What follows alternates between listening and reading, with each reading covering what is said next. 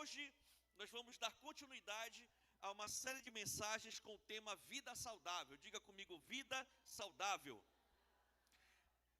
O texto base que a gente está desenvolvendo é o texto de 1 Tessalonicenses 5:23, que diz assim: que o próprio Deus da paz os santifique inteiramente, que todo o espírito, alma e corpo, diga comigo, corpo, de vocês seja conservado irrepreensível na vinda do nosso Senhor Jesus Cristo.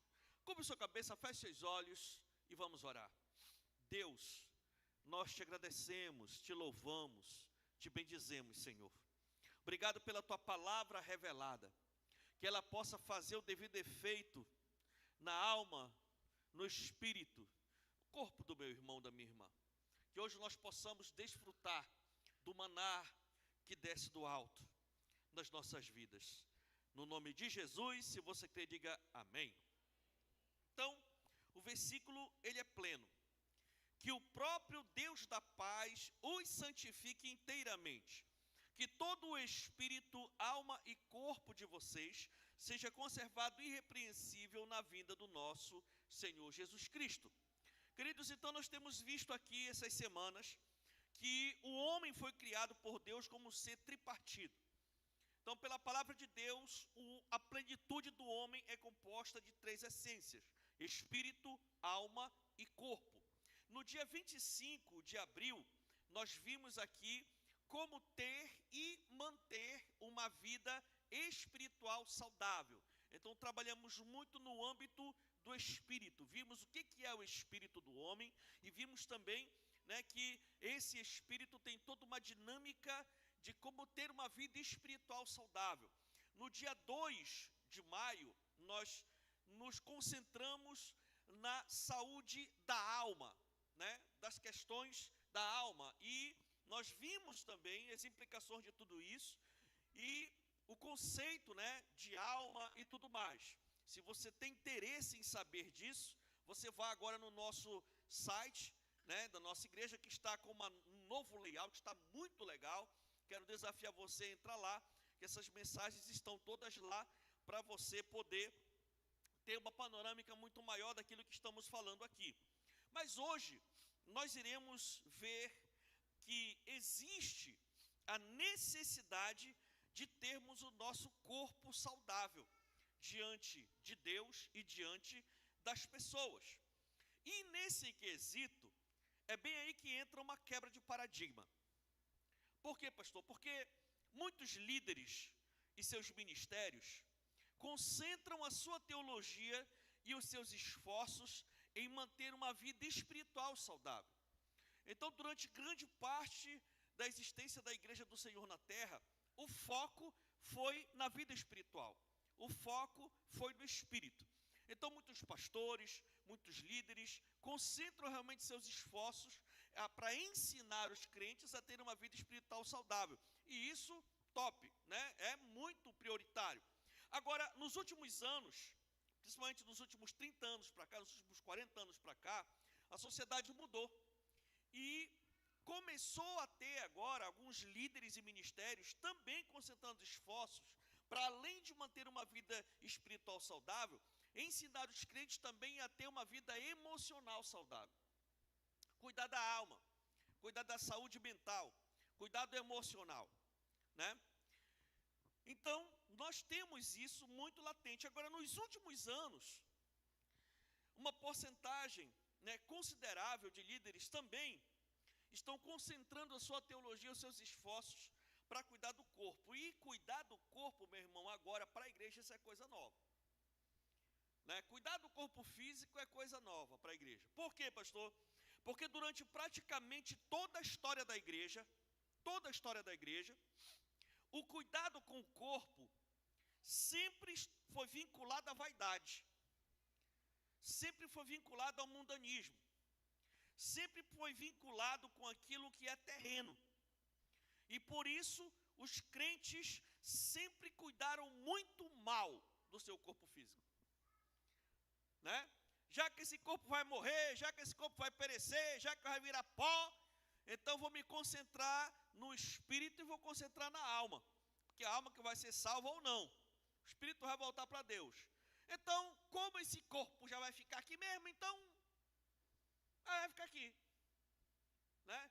Então, durante uma grande parte, né, da existência da igreja, o autocuidado com o corpo foi algo realmente esquecido. Mas nós vimos agora que a palavra é clara. Diz que todo o espírito, alma e corpo de vocês, seja conservado irrepreensível na vinda do nosso Senhor Jesus Cristo. Então nós vemos aqui o quê? Um paradigma aí. Voltando para a nossa má cultura, o jargão é real e clássico. Qual é? Crente não bebe, mas, né? Crente não bebe, mas come que é uma beleza. E é verdade, coisa boa é comer. Mas nessa cultura de descuido, muitos crentes estão acumulando e experimentando toda sorte de males, doença de todo tipo, limitações físicas, obesidade, enfim. Em outras palavras, grandes homens e mulheres de Deus estão antecipando a sua ida para o céu. Essa que é a verdade. Amém? Por que ficou silêncio? De repente pairou um silêncio no ar. Então nós olhamos para as Escrituras e nós vemos o quê? Que existe um apelo nas Escrituras para o autocuidado com o corpo físico. Olha só, 3 João, capítulo 1, versículo 2, diz assim: Amado, eu oro para que você tenha boa saúde e tudo lhe corra bem, assim como vai bem a sua alma. Olha só, então quem está falando aqui? O apóstolo João, enviando uma carta ao líder de célula Gaio e falando para Gaio, né? Então, pelo próprio texto a gente vê que Gaio estava bem espiritualmente, bem emocionalmente, ele estava top, estava tendo uma vida, era um líder forte, um líder resolvido, um líder fluindo no espírito, um líder fluindo na alma, mas tudo indica que ele não desfrutava de uma saúde física. Tudo indica que ele não estava desfrutando de uma saúde, né, no seu corpo, tanto que o seu discipulador, o apóstolo João, orava ao Senhor pela saúde dele. Olha só, interessante. Irmãos, Deus tem interesse que nós cuidemos do nosso corpo, amém? Amém, meus irmãos? Entenda, Deus tem interesse que nós cuidemos do nosso corpo. Tá certo que quando você deixar esse corpão lindo que Deus te deu, vai virar pó. Amém ou não, amém? Vai virar pó. Mas eu lhe pergunto, você já quer deixar esse seu corpão hoje? Você já quer que ele vire pó hoje? Pois é. A ideia da gente é que a gente quer viver muito aqui. Não é verdade? Né? Tem gente que quer viver muito, até uns 100 anos aqui. Tá. Então eu não quero que o meu corpo vire pó agora, eu não quero ir embora para o céu agora, eu quero viver muito, quero viver até em 100 anos, beleza. Mas eu lhe pergunto, você quer morar nesse corpo até os 100 anos, desfrutando de tudo quanto é tipo de dor? De limitação, inflamação, hérnia de disco, bico de papagaio, esporão calcâneo, tonteira, passamento e calafrio, colesterol alto, triglicerídeo alto, anemia alta, diabetes alta, pressão arterial alta, tudo nas alturas.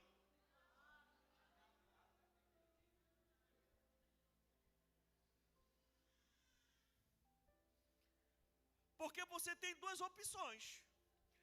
se você quer viver muito, né? Ou eu vivo até 100 anos sem sentir isso, ou eu vivo até 100 anos sentindo isso. E se eu for perguntar para você aqui, a grande maioria vai dizer: não, Senhor, não, pastor, eu quero viver até 100 anos sem nada, sem sentir nada. Ok, mas o problema não é querer, o problema é querer e não fazer nada para que isso aconteça. Você está me entendendo? Porque não é só querer, não, eu não quero, mas não faz nada. Esse é o problema, né? Então, pastor, por que nós devemos cuidar desse corpo, se ele vai virar pó quando a gente morrer? Então, eu separei aqui alguns argumentos para você, para tentar lhe convencer, para você cuidar melhor do seu corpo. E o primeiro argumento é que o corpo humano é a maior obra da criação de Deus. De tudo que Deus criou, o corpo humano é a plenitude da criação do Senhor. As Escrituras dizem que tudo foi criado pelo poder da palavra de Deus. Salmo 33, versículo 6 diz assim: mediante a palavra do Senhor foram feitos os céus e os corpos celestes pelo sopro da sua boca. Como é que funciona isso, pastor? O Senhor chegou e foi criando as coisas pelo poder da sua palavra. Ele falava e as coisas começavam a acontecer. Ele chegou e disse: haja luz, e aí começou a aparecer a luz. Ele disse: haja entre as águas um firmamento, e aí o céu começou a aparecer. Ele disse: apareça a terra seca, e os continentes começaram a aparecer. E ele começou a falar, e a coisa começou a acontecer.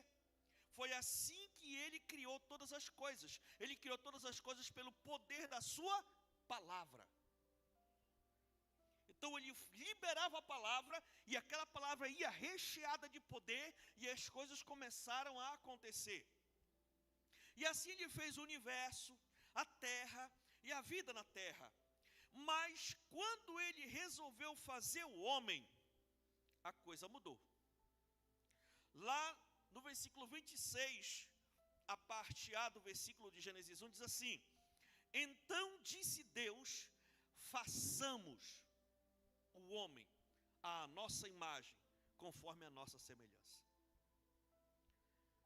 Então, aqui ele não disse: haja o homem. Amém? Depois de tudo feito, ele parou e disse: agora nós vamos fazer. Nós vamos fazer. Para toda a criação, Deus falou e as coisas foram aparecendo. Mas quando foi a vez do homem, ele disse: façamos. Em primeiro lugar, eu quero dizer para você que é aqui que está a primeira revelação da triunidade do Deus que nós pregamos, do Deus que nós servimos. Quando ele disse façamos, o verbo está no plural. Então ele estava conversando com alguém. Então a revelação da Bíblia diz que o Pai, o Filho e o Espírito Santo, que estavam fazendo tudo, tiveram uma reunião. E os três concordaram em descer até a terra para construir, para fabricar o corpo do ser humano. Olha só. Então, para tudo na criação, ele criou através da sua palavra. Mas quando foi para criar o homem, ele disse: façamos. Então, olha só, capítulo 7 de Gênesis 2. Então o Senhor Deus formou o homem do pó da terra e soprou em suas narinas o fôlego de vida, e o homem se tornou um ser vivente. Então, o termo hebraico para a palavra formou desse versículo é yatsar. E toda vez que essa palavra yatsar aparece na Bíblia, sempre está se referindo à ação de um oleiro. O aquele cidadão, aquele profissional que molda objetos a partir do barro, a partir da argila. Então, todas as vezes que essa palavra aparece na Bíblia, está relacionada com a função de um oleiro, de um escultor ou um artesão que molda o barro com as mãos, dando forma, contorno e detalhes de algo. Então, sugere aqui um processo cuidadoso, um processo intencional e artístico, não apenas uma criação instantânea produzida pela fala. Então, para todas as outras coisas, Deus disse, haja. Mas quando foi para criar o homem, ele disse, agora nós vamos desse lado, nós vamos fazer. Nós vamos agora fabricar o homem. E a formação do homem indica um toque especial e direto de Deus. Era como se Deus estivesse esculpindo o ser humano. Também implica que Deus tinha um plano, um objetivo, um propósito a criar o homem, moldando-o exatamente como ele queria.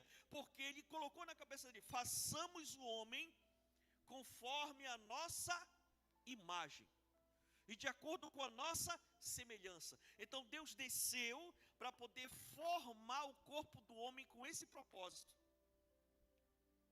Então nós temos esse formato, esse layout humanoide, porque é esse layout que é, o layout, o design do nosso Deus.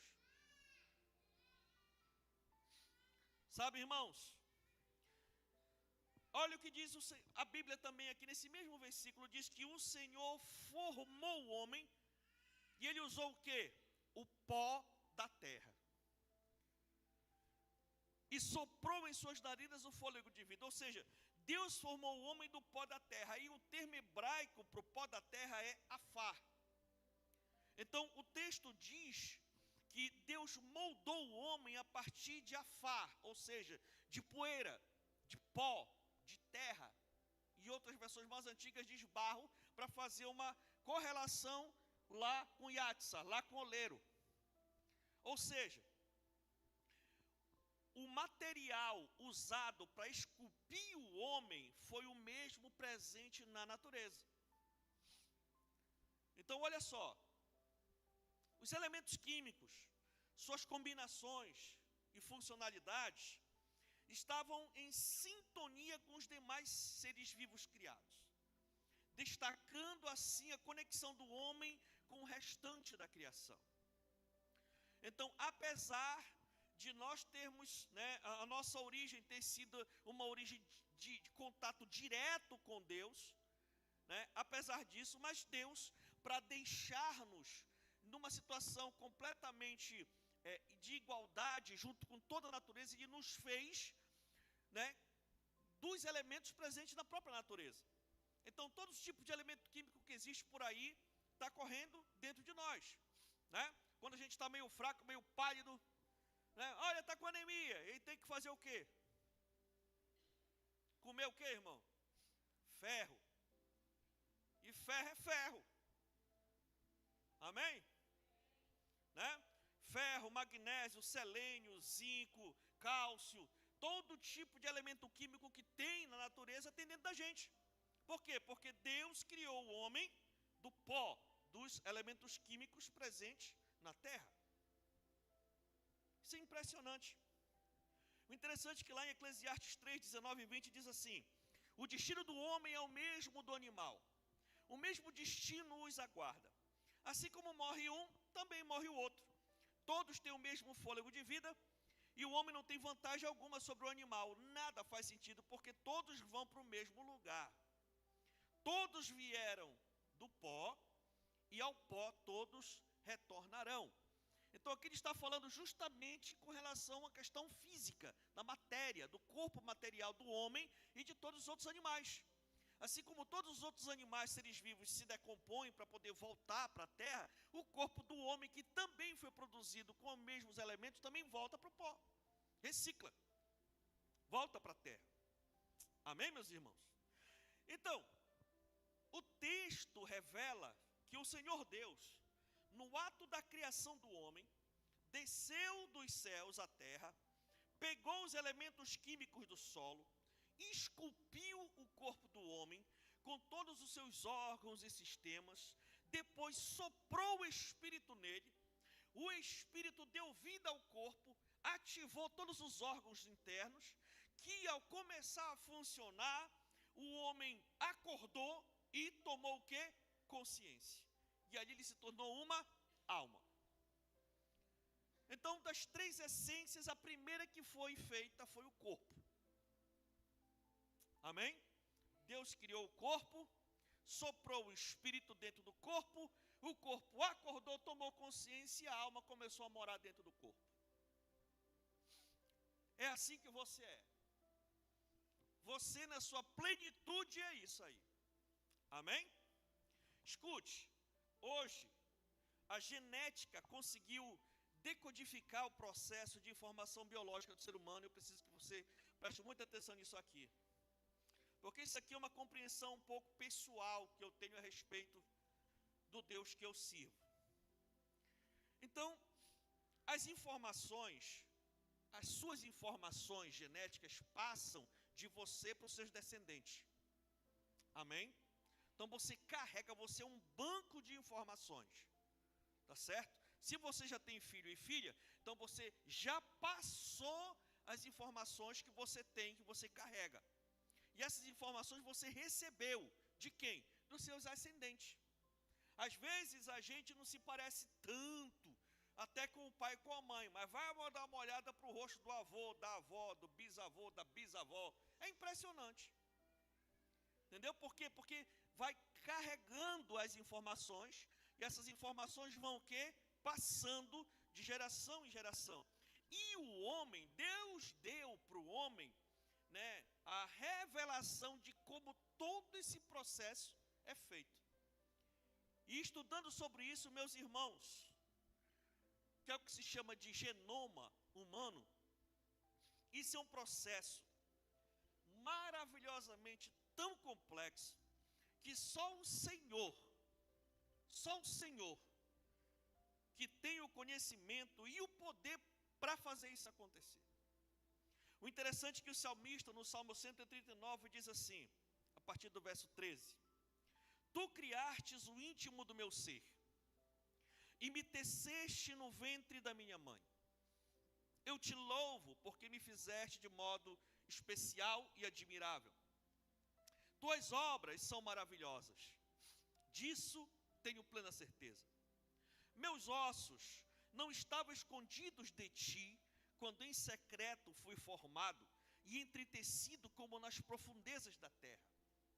Os teus olhos viram o meu embrião.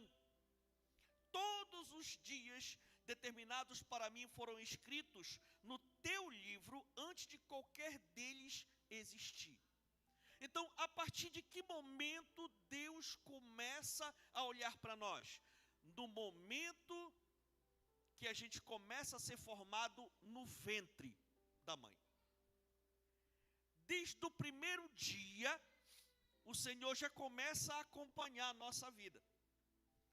Por esse texto nós entendemos que naquele grande dia, no dia do juízo, a Bíblia é clara e diz que todo mundo vai prestar conta diante do Senhor.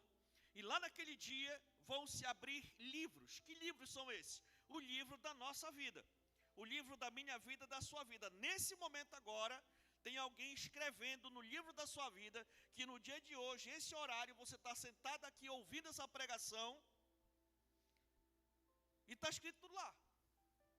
Então é o livro da nossa vida. E quando ele começa a ser escrito?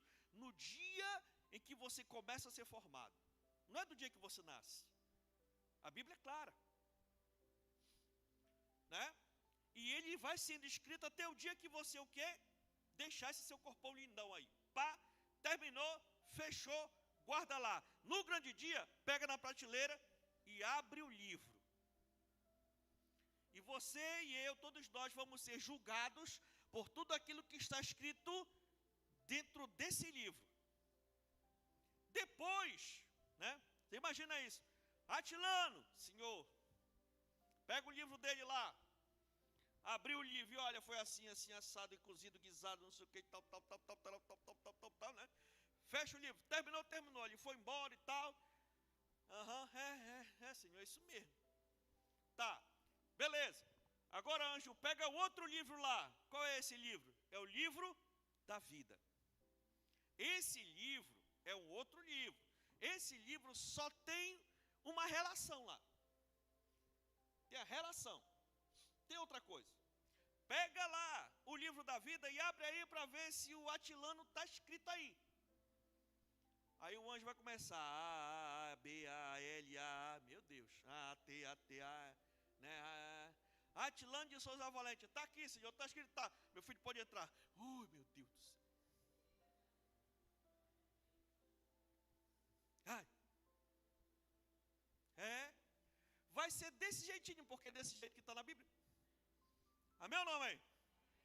Então, o seu livro está sendo escrito desde quando você foi fecundado.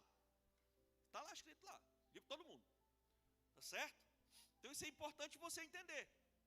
Então, haja vista que o livro da nossa vida começa a ser escrito do momento que a gente começa a ser formado, então a gente olha para esse momento que a gente começou a ser formado. Nesse momento, como é que processa, como é que inicia o processo de formação de uma nova pessoa hoje? Né? É através da fecundação. Né? De repente, a minha mãe com o meu pai olharam, né, um para o outro e rolou um tchan. E aí teve aquele momento muito legal. E o início da formação de uma vida é quando duas unidades vitais se juntam, que vem uma parte do pai e vem uma parte da mãe. Dentro dessas unidades, né, da parte do pai, que a biologia chama de espermatozoide, lá dentro tem uma unidade de informação genética, tá certo? Que é chamada de cromossomo.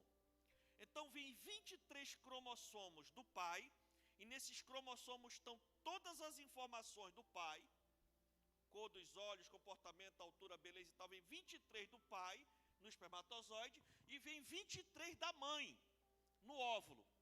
Aí os dois se juntam. Quando junta, forma uma só unidade, que a gente chama de zigoto, né? Ou ovo, como muita gente fala por aí. Aí esses 23 cromossomos que vêm do pai e os 23 que vêm da mãe também se juntam, que chamam de pares. Formam pares. Então, 23 de um lado, 23 do outro, juntam e formam 46 cromossomos.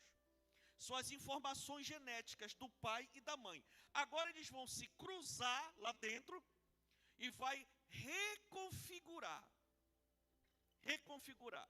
Por exemplo, dentro do cromossomo diz que, né, o olho do pai é castanho. E do outro cromossomo diz que o olho da mãe é azul. Aí vai bater o que? O cruzamento. Quando bater o cruzamento numa relação de dominância e recessividade, uma das duas cores vai predominar. Aí é por isso que muitas vezes, né, a cor do olho puxa mais para o lado do pai, às vezes a cor do olho puxa mais para o lado da mãe, por conta dessa relação de dominância e recessividade. Tudo isso é informação. Então, nesse momento, depois de cruzar esses dados, aí o próprio material genético começa a fabricar uma nova pessoa. Aí essa célula começa a se multiplicar, começa a virar um bolo, né, de células que a gente chama embrião, que ainda não é aquela criança formadinha, é só aquele bolo de células. Depois ela começa a se diferenciar, forma a mão, forma o pé, vai formando as coisas, vai formando o feto, né, formando a pessoa. Então escute, esses cromossomos, né, eles carregam um banco de informações. Aí deixa eu lhe falar, como é que se funciona isso? Esse banco de informações tem os compartimentos lá dentro dele. Desse compartimentozinho, o menor que tem a gente chama de bit. O bit. Então o bit é a menor parte de uma característica física. Então um cromossomo, só um cromossomo, possui 20 bilhões de unidades de informação. 20 bilhões de bits. Você vai entender o que eu vou falar aqui. 8 bits equivale a 1 byte. 1024 bytes equivale a 1 megabyte. Lembra lá da internet? Quando vão te oferecer um plano de internet? Olha, isso daqui é de 100 mega, 200 mega, não sei o que de mega. Pois é, megabyte. Amém, meu irmão? Então eu estou falando de espaço. Eu estou falando de armazenamento. Então um cromossomo, tá? Um cromossomo que tem mais de 2 bilhões, perdão, mais de 20 bilhões de bits. Na verdade, cada cromossomo contém 2,33 gigabytes de informação. Aí você já entendeu o negócio do giga, né? Quando você vai lá comprar um celular, quanto mais giga ele tiver, melhor para você, né? Porque quanto mais giga tem, mais espaço dá para guardar coisas lá dentro. Não é isso? Não é isso, irmão? Né? Tanto é que o que determina, o principal motivo que determina o preço de um celular, o que é? Armazenamento. Quanto mais dá para armazenar informação, na forma de vídeo, de foto, de texto, mais caro o celular é. Então imagina isso, um cromossomo é mais de 2 GB de informação. Então, para ter uma ideia, esse espaço comporta 4.000 livros de 500 páginas. Olha só, 46 cromossomos, né? 23 do pai, 23 da mãe, carregam 107,18 gigas de informação genética. E isso naquela única célula. Só que depois que a pessoa nasce, o corpo humano possui 37 trilhões de células. Então nós podemos concluir que o corpo de cada ser humano é um HD que carrega 3 quadrilhões, 965 trilhões, 660 bilhões de gigas de informação genética. Isso é você. Isso é você. E é por isso que eu me recuso a acreditar que tudo isso é obra do acaso. Respeitando o povo que é ateu, respeitando o povo que diz que, né, os evolucionistas que dizem que tudo isso que foi criado ao acaso, que uma partícula se encontrou com a outra sem querer, foram batendo e foi para cá e para ali, e demorou bilhões e bilhões de anos e foi juntando, e tem o que tem hoje. Irmãos, para mim, isso é a prova incontestável de que um ser infinito em poder e sabedoria poderia realizar tal feito.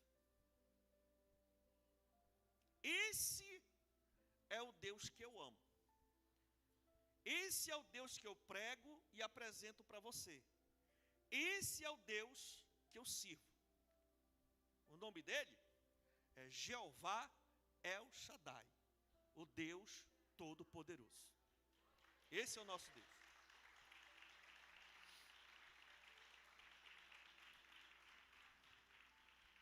Então escute, nós sabemos que Deus criou o homem para viver eternamente.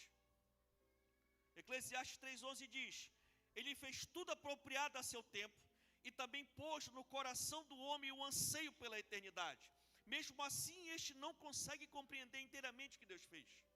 Então, por que a gente não lida com a morte direito? Porque dentro da nossa essência, nós não fomos feitos para morrer. Amém, meus amados? Mas também nós sabemos que a morte física passou a fazer parte da realidade humana por conta do pecado. Gênesis 2:16, 17 diz assim: Então o Senhor Deus ordenou ao homem: coma livremente de qualquer árvore do jardim, mas não coma da árvore do conhecimento do bem e do mal. Porque no dia em que dela comer, certamente você morrerá. Olha só, né? Então, esse foi o mandamento. Aí a gente sabe, o homem desobedeceu, pecou. E a consequência do pecado realmente é a morte do corpo. Gênesis 3,19 diz assim: com o suor do seu rosto você comerá o seu pão. Poxa vida. E é por isso, meu irmão, que a gente trabalha. Amém? Então a gente vai trabalhar para comer o pão até que volte à terra, visto que dela foi tirado, porque você é pó e ao pó voltará. Romanos 5,12 diz assim: portanto, da mesma forma como o pecado entrou no mundo por um homem, e pelo pecado a morte, assim também a morte veio a todos os homens, porque todos pecaram. Amém, meus irmãos? Então a gente sabe dessa realidade, ela é presente, todo ser humano passa por esse processo da morte, do nosso espírito e a nossa alma deixar o nosso corpo físico. Agora, não é porque todo mundo vai morrer, que todos vão querer morrer logo, amém? Amém, meu irmão? Ah, tá. Pensei que, né? Aí entra justamente um outro argumento que eu quero colocar para você aqui, que é que Deus criou o nosso corpo para um propósito aqui nessa terra. Deus não nos criou só para a gente existir. Deus nos criou com um propósito aqui para a terra.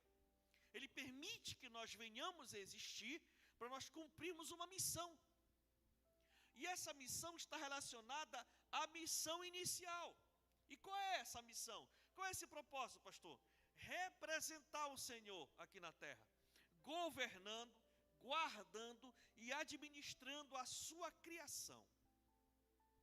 Essa é a função do homem na terra: guardar, proteger e administrar toda a criação que Deus criou.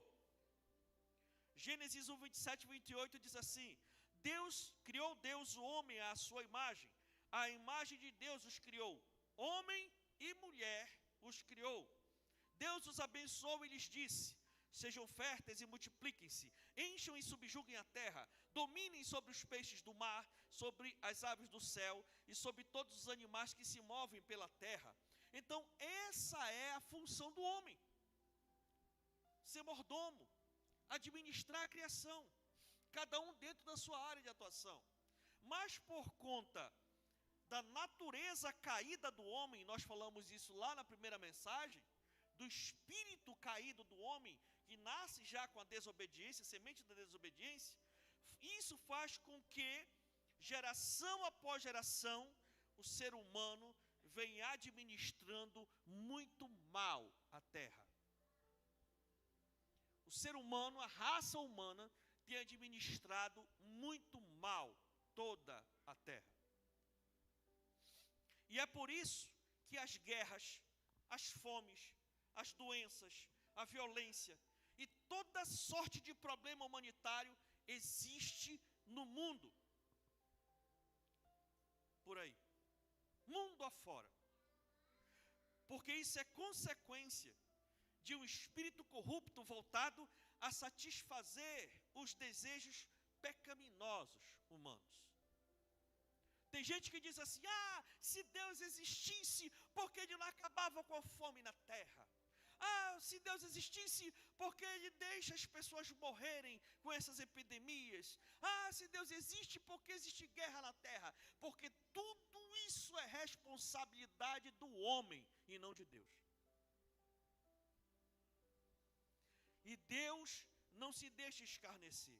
Se Ele criou o homem para representá-lo, Ele não vem se meter aonde é para o homem fazer. Agora, como eu falei para você, um dia o ser humano vai ter que dar conta de tudo isso. É simples assim. Então vamos colocar as coisas no seu devido lugar. Amém ou não amém? Então quando vierem com essa conversa para o seu lado, com esse argumento: Deus não existe, porque se Deus existisse, como é que Ele deixa, todas essas mazelas acontecerem? Ele deixa porque Ele já deu essa responsabilidade para o homem. É o homem que tem que dar conta. Para isso Ele levanta, ele deixa com que, no nosso caso, nós escolhemos as pessoas para nos governar. E ele vai cobrar dessas pessoas. É assim. E o interessante, irmãos, sabe, que o plano original continua. Um dia Deus, que deu a vida ao homem, vai chamá-lo para um acerto de contas. Romanos 14, 11 e 12 diz assim: porque está escrito, por mim mesmo jurei, diz o Senhor, diante de mim todo joelho se dobrará e toda língua confessará que sou Deus. Assim, cada um de nós prestará contas de si mesmo a Deus. Então, vai chegar um momento que nós vamos ter que responder a Deus. O que fizemos com o nosso espírito, com a nossa vida espiritual enquanto estávamos aqui? O que nós fizemos com a nossa alma enquanto estávamos aqui? E o que nós fizemos com o nosso corpo enquanto nós estávamos aqui? A gente vai ter que prestar conta. Isso é fato. Sim, o que fizermos com o nosso corpo. Por quê, pastor? Porque para cumprirmos o plano de Deus na terra, precisamos estar vivos nesse corpo aí. Não tem como pegar você e colocar num outro corpo. Amém ou não amém? Não tem. Não adianta querer... Não tem como. É esse aí mesmo, até o final. Você pode tentar melhorar, pode tentar mudar alguma coisa, pode tentar colocar alguma coisa, tirar alguma coisa, mas é esse aí. Amém?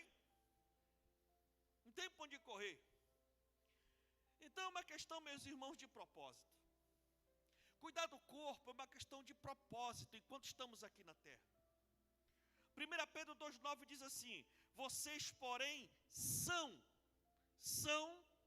está relacionado à identidade. Vocês são geração eleita, sacerdócio real, nação santa, povo exclusivo de Deus. Esse é o que? Propósito. Para que nós somos raça eleita, nação santa, sacerdócio real, povo exclusivo? Para quê? Para anunciar as grandezas daquele que nos chamou das trevas para a sua maravilhosa luz. Então esse é o propósito. Deus quer que a gente tenha plena saúde do nosso corpo físico, para a gente anunciar as grandezas que Jesus tem feito na nossa vida. Nós temos a missão de anunciar as grandezas, as maravilhas do Senhor, e devemos obedecer o mandamento. Olha só, Atos 1,8, Jesus disse assim: mas receberão poder quando o Espírito Santo descer sobre vocês, e serão minhas testemunhas. Serão minhas testemunhas em Jerusalém, em toda a Judéia e Samaria, e até os confins da terra. Agora, como nós iremos testemunhar de Jesus até os confins da terra, se a gente não aguenta andar 50 metros, que já bota meio metro de língua para fora?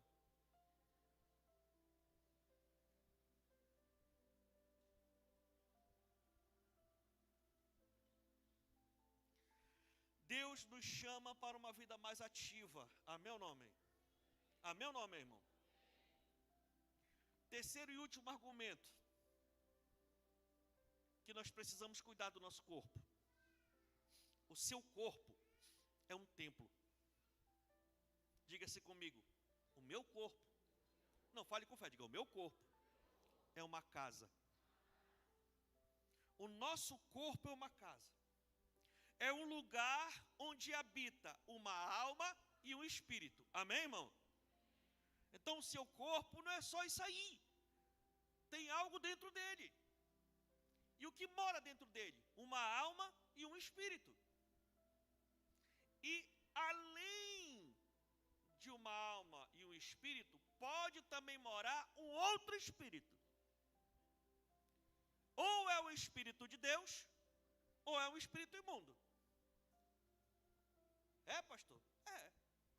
Olha o que a Bíblia diz, 1 Coríntios 6, a partir do 19. Acaso Não sabem que o corpo de vocês é santuário do Espírito Santo, que habita em vocês, que lhes foi dado por Deus, e que vocês não são de si mesmos? Vocês foram comprados por alto preço. Portanto, glorifiquem a Deus com a alma de vocês. É isso que está escrito aí? Hã? Portanto, glorifiquem a Deus com o espírito de vocês. É isso que está dizendo aí? O que está dizendo? Glorifiquem a Deus com o de vocês. Então não dá para ser irresponsável.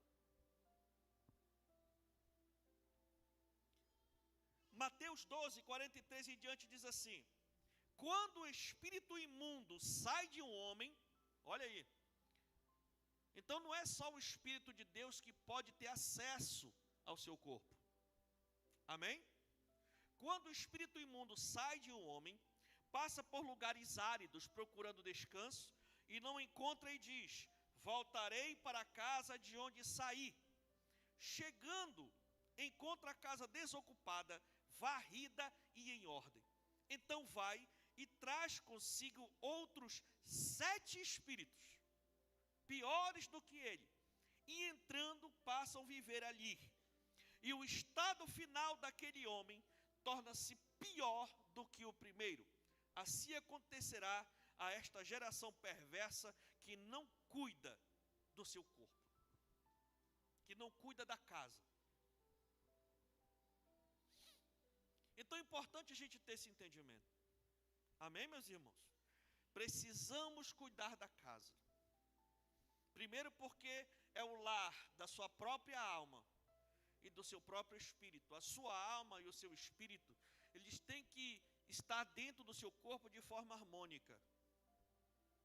E além disso, o Espírito de Deus tem que encontrar conforto dentro de você. Se você está em Cristo, a Bíblia diz que nós somos selados com o Espírito Santo de Deus. Então o nosso corpo literalmente é um templo. E o alvo de Deus é que ele seja o templo do Espírito Santo de Deus. Amém, meus irmãos? Agora, se a gente cuidar muito mal, colocar tudo quanto é tipo de lixo, espiritual e da alma, dentro do nosso corpo, essa bagunça pode ser tamanha ao ponto do Espírito de Deus não conseguir mais entrar. E aí o espírito imundo vai atuar. E é por isso que nós vemos, de vez em quando, pessoas com problemas espirituais gravíssimos. Porque estão sob a influência de um espírito imundo. Para concluir, no século XIX, na Escócia, existiu um jovem pastor e avivalista chamado Robert Murray.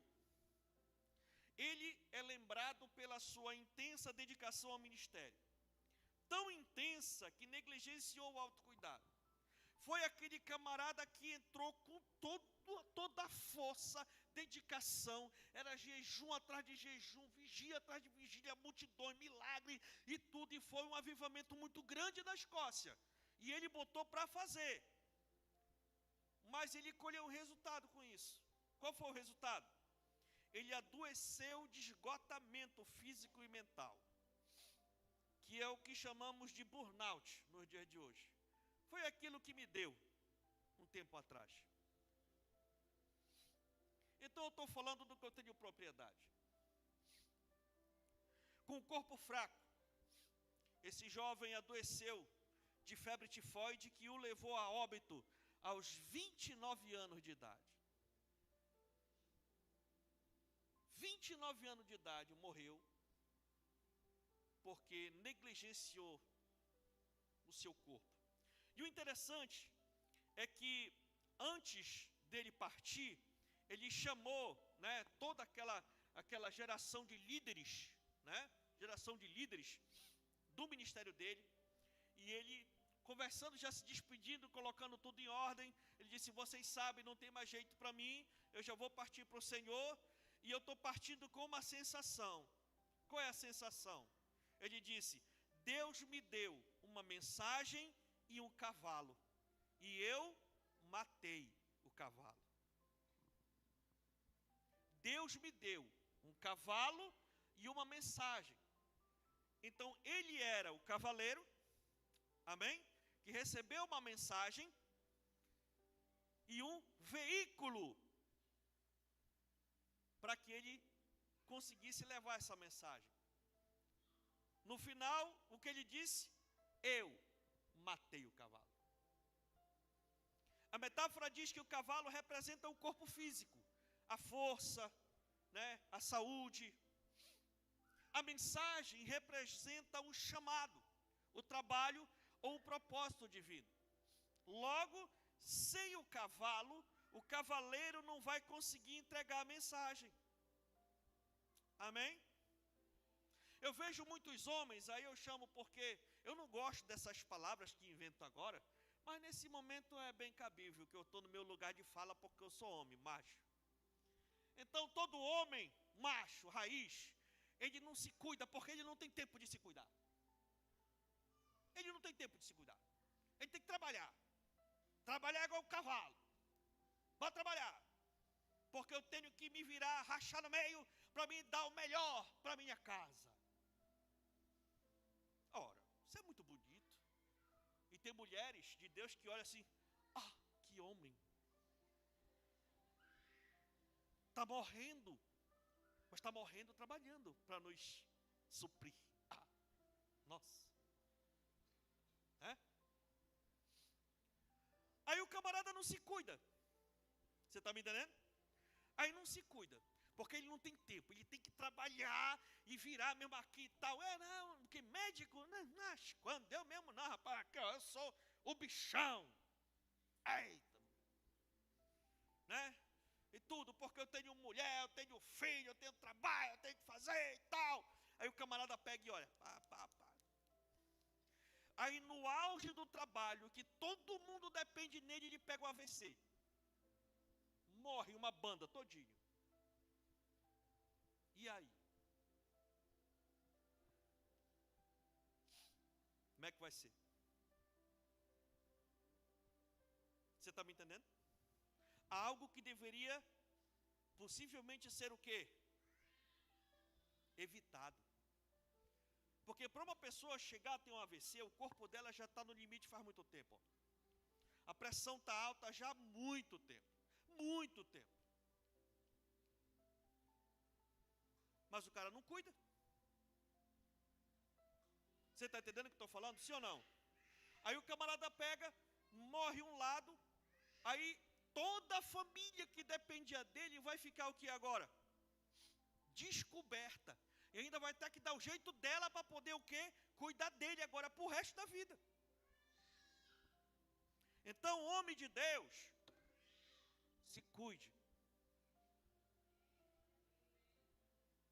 Como seu pastor e seu amigo, falo isso para você. Até porque a pista está salgada para a gente. E você sabe disso. Hoje, o negócio para o homem está estreito. Então, se cuide. Porque na hora que o sapato apertar, é só Jesus mesmo e nós. Então cuide-se, cuide da sua saúde. Amém ou não amém? Não mate o cavalo. Não mate o cavalo. Cuide do seu corpo, para que você possa entregar a mensagem da cruz e cumprir a sua missão aqui nessa terra. Amém ou não amém? Pastor, agora, como cuidar do corpo? Quais cuidados devemos tomar para que o nosso corpo possa desfrutar de vigor para cumprir o nosso propósito enquanto estivermos aqui nessa terra? Porque, pastor, esse negócio de cuidar do corpo, isso não é... Como é que a gente deve cuidar do corpo sem pecar? Existe uma forma, porque esse lance aí e tal, então tem muita coisa que permeia aí, né? Tem muita coisa que muita gente não faz ou deixa de fazer porque acha que é pecado, ou não sei o que e tal, de repente é vaidade, de repente não sei o que. Pastor, então como cuidar do corpo de forma que não venhamos desagradar o Espírito Santo de Deus? Nós vamos trabalhar esse assunto no próximo domingo, amém ou não amém? Fique de pé no nome de Jesus e aplauda ao Senhor, porque Ele é muito bom.